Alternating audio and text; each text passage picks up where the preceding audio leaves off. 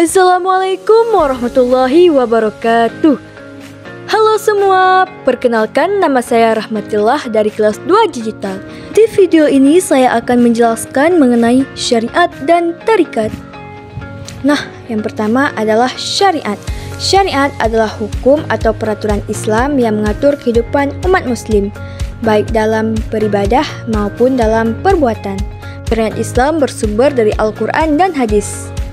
2 adalah tarikat. Tarikat adalah suatu jalan yang ditempuh oleh para sufi untuk mendekatkan dirinya kepada Allah.